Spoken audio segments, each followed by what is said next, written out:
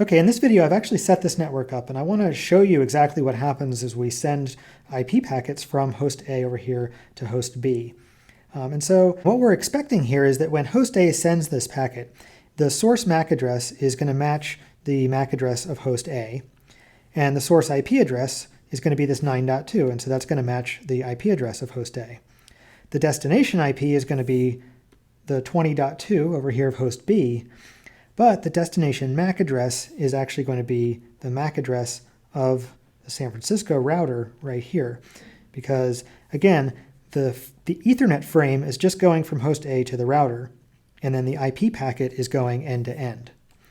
So to show you exactly how this works, what I'm going to do is I'm going to send a particular IP packet from here to here using the ping utility. And so the ping utility is a program that's available on pretty much any computer.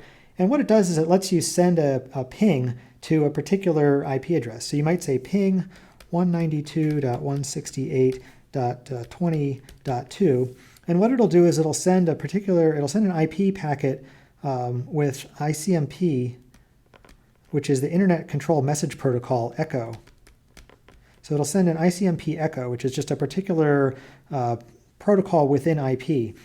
And then any computer that receives an ICMP echo will send a reply back, which is called an ICMP echo reply. And actually the echo itself is called a request. And so what I can do is I can send, if I do this ping 192.168.20.2 from host A over here, then it'll send an ICMP echo request to host B, and then host B will reply. So I'm going to go ahead and do that. But when I do it, I'm going to run this Wireshark Network Protocol Analyzer.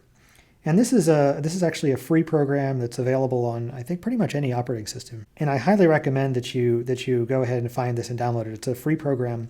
When you run it, it captures any frames that your network interface sends or receives. And so, and then it will actually decode exactly what's in those frames. And so it's incredibly useful for learning about networking. So I highly recommend checking it out. But what I'm going to do is I'm going to start running it. And what's going to happen is anytime I send or receive any network packets, they're going to show up in this list here. So now I'm going to go over here to a terminal and run the ping command. So in this terminal window, I'm going to say ping 192.168.20.2. And what happens is it sends a ping request to 192.168.20.2, and then it says it's received 64 bytes from 192.168.20.2. So it sent and received a packet from that destination. And it even tells us how long it took. So it says it took 1.808 milliseconds to send and receive the response. And so if you ping things that are further away from you, you'll find it takes longer just because the speed of light is not instant, especially over long distances across the internet. But this is pretty close. And so if we go over and look at the Wireshark, we see that there are actually 4 frames that we captured. And so I'll stop it. And so the first frame is, I don't know if you can read this, but the first frame is ARP, an ARP protocol, and this tells us the length of the frame, but then the info here is Wireshark decoding the information in the frame for us. And so it's saying that this ARP frame is saying who has 192.168.9.1. Tell 192.168.9.2. And so if we look over here, this is the initial ARP, because 192.168.9.2 needs to know the MAC address in order to send this ping packet. So it needs to know how to fill out this destination MAC right here. And so the first thing it does is it sends this as a broadcast. And if we click on this packet, or on this frame actually right here, you can see down at the bottom, this is the entire frame that it captured just in the raw hexadecimal. And then the other thing you can see is if this middle window, it decodes it. If we look, we can see there's an Ethernet header in here, and then there's an ARP request.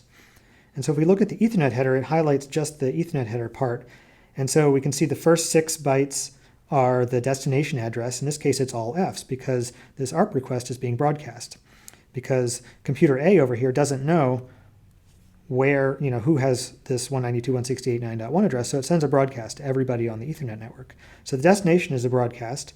The source address is this 685B358E 2C2D, which is the MAC address of host A. So it's being sent from host A to a broadcast. And then the last 2 bytes here is 0806, and that's the protocol ID, or the ether type rather, for ARP. And then the rest of this is the actual ARP itself. And if you want to, rather than trying to read the hex here, you can expand these and it shows you exactly what's what. And so this is saying this is an ARP request for an Ethernet address. And so it's mapping an Ethernet address to an IP address.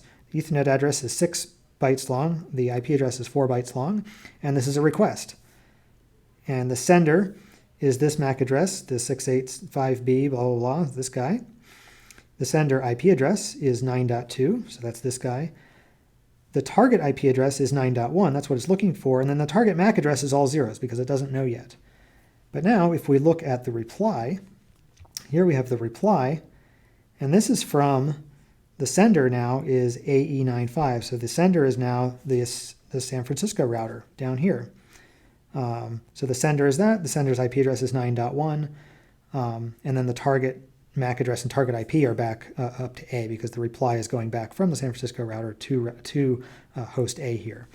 And so this broadcast and then this reply allows host A to know what the MAC address here of the San Francisco router is. And there's another command that you can do, at least on some systems, certainly on the Mac that I'm using and also probably Linux, maybe Windows. If you do ARP 192.168.9.1,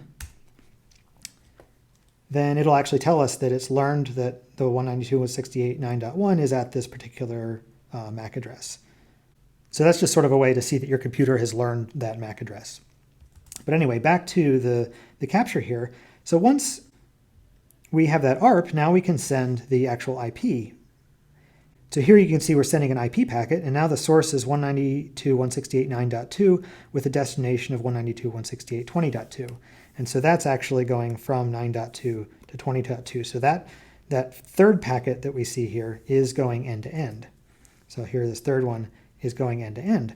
And then we see the next one is the reply from 20.2 back to 9.2. So it's sending a packet over and it's getting a reply back. But what I want to emphasize is that if we look at this packet that's being sent from 9.2, we've got the Ethernet header, which shows a destination address of 08002771AE95. So the destination address of this IP packet, the destination Ethernet address of this IP packet is the San Francisco router.